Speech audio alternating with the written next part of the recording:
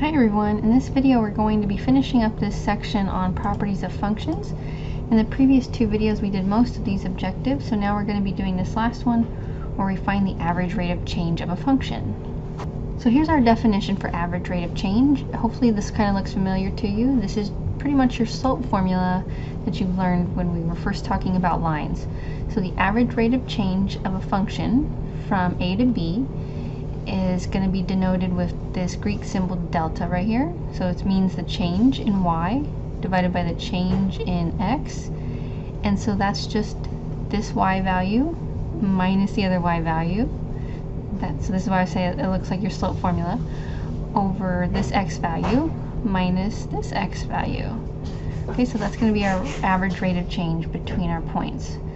Okay, so let's try this example. Find the average rate of change of our function f of x equals x squared plus 1, and we're going to find the average rate of change 3 different times, from 0 to 1, 1 to 2, and from 0 to 2.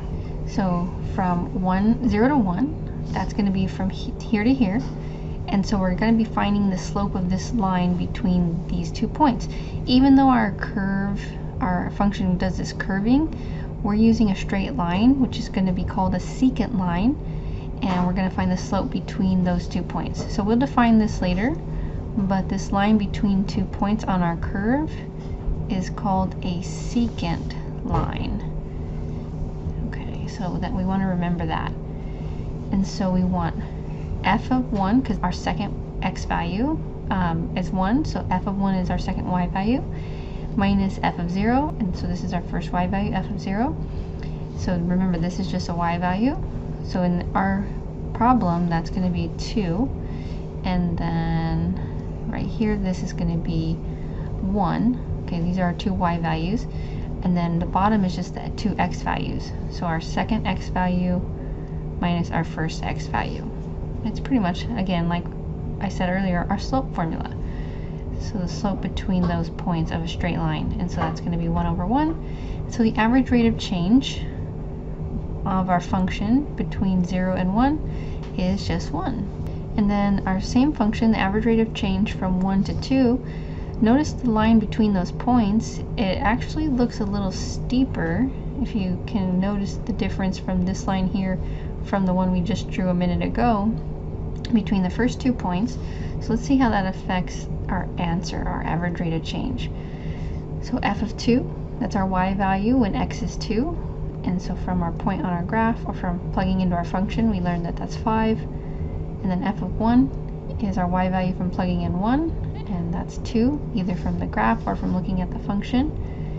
And so when we plug those in and simplify, we get 3. So the average rate of change between those 2 points is 3. So what this is saying is pretty much that our function is changing more rapidly. The average rate of change is 3 units vertically, so the output, our vertical units y, is changing at a rate of 3 for every 1 x value that changes, as opposed to this first one where it was changing for every, if you remember back here, for every 1 x on the denominator of the slope, 1 y was changing. So this time it's steeper, it's growing faster.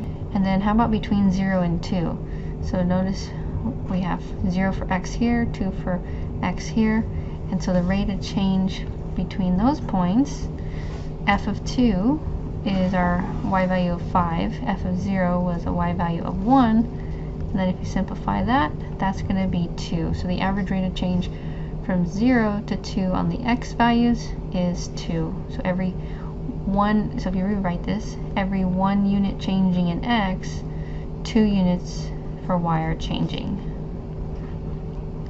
And so we mentioned this, but the secant line was the line between the 2 points. So the average rate of change of a function from A to B equals the slope of the secant line, which is what we were just doing in that last example. And it's the slope of the line containing those 2 points. So just remember that this is an x value and this is a y value. Same thing here, this is x and this is y, just your slope formula. Alright, one more example here.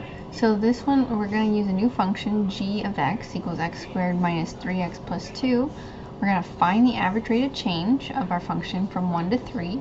We're going to find an equation of a secant line containing 2 points given here. And then we're going to use a graphing utility to draw the graph of G and the secant line obtained from part B.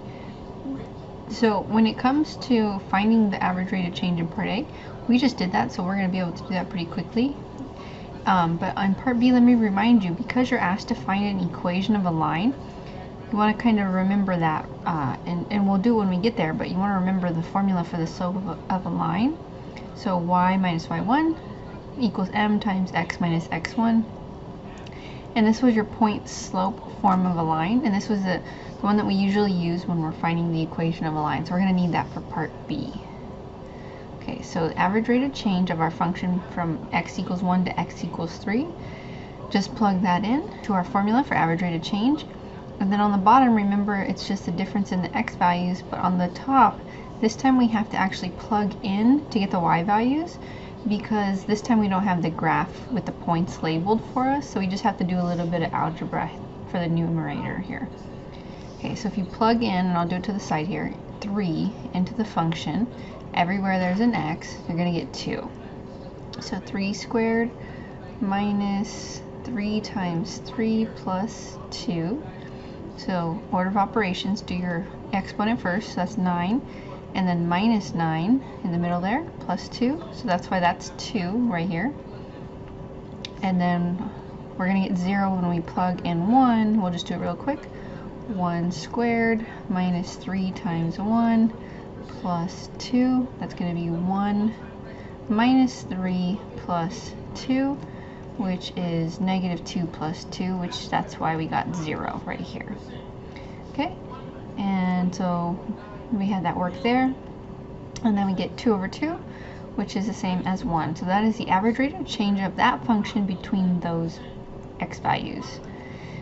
Now, the slope of the secant line is the result we just got. So the average rate of change, by definition, is the slope of the secant line. So remember, because you always need the slope of a line to find its equation. So we defined this just a minute ago, but this is the average rate of change. So we already did half of the work that we need for this question, part B. So the slope of the secant line from part A was 1. Okay, that's our m. And then we're going to plug that into our point slope form of a line. And then we plug in one of our points. So it doesn't actually matter which point you pick. I'm just going to pick the first point, 1, 0. So x1 is 1, y1 is 0, and then our slope was the one that we solved for from part A. Okay, and then just simplify that. And so you get y equals x minus 1, and that's slope-intercept form of your line. Okay, so we found the equation of the secant line. And then the last thing is to go ahead and graph both the function and the line. And so the function here is our blue, so this was our g of x. If you plug this in, you can use a graphing utility or website like Desmos, and you'll get this function. And then here is the secant line that we just found, this red, and notice the points that it does go through were the points that we were working with. It was 1, 0, and then this point here was 3, 2. And so it goes through our curve at those 2 points, and so that gives us the average rate of change of the blue curve between those points, and we calculated that it was average rate of change of 1. So the average rate of change, it gives you an approximation for how your curve is changing, but specifically between the 2 points you're working with. In the future, if you, especially if you're going to go to calculus, what you're going to do is you're going to make these points closer together. So maybe this point down here would get closer here, and this point up there would move closer. And then you get these lines that are going to approximate your curve, the slope of your curve even better. So you would do it even closer and closer, and then you get what would be called a tangent line. So that's coming up in the future, especially if you're going to head over to calculus after you take algebra. But for now, we're just picking 2 points on our curve, finding the slope of that line to give us a good approximation for how this curve changes between those 2 points. All right, that's it. Thanks for watching.